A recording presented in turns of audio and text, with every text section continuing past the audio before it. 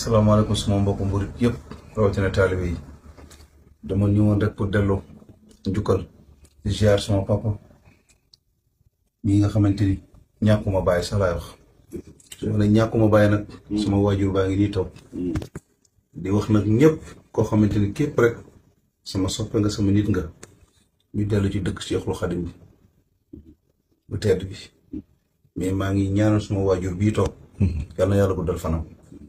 yàlla na ko yàlla defal jàmm yàlla na ko yàlla saxal ndax bu guddee fan rek suñu njëriñ lañ ñëpp dëgg la yoonu mur bi yaatu na lool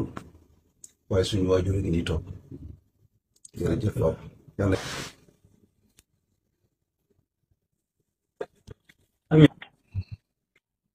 waaw takkal ma ko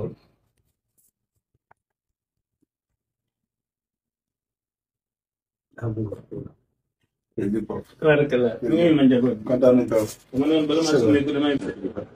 Cheikh Ahmadou Kara Mbacké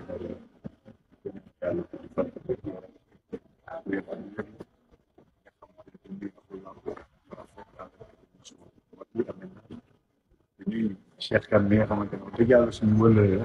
métier bi ñoo ko bokk te fekkee naa ko ci diggante jullit ak moromam ak mbokki taalibe bi ni ma ko defee nit ak sëriñam lii rek la yow sama xol moo njëkk a seetlu ci yow ci geste mën a fekkee donc vraiment ñu lay sant léegi nag di sëriñ bi woote rek mooy képp ki nga xamante ne taalibe Sëriñ Tuubaa nga nekk murit nga nekk jullit ñu ngi lay woo ci ak xadim yi nga xamante ne moom la sëriñ bi di doxalee ànd ak mbokku taalibe yi di liggéey di jaamu yàlla liggéey Sëriñ Tuubaa Xaadimu Rasuul man Balla Gaye di Omar Sarr di taalibe Sëriñ Tuubaa Xaadimu Rasuul maa ngi ci ànd ak moom Cheikh Ahmadou Kara Mbacké ànd liggéey ci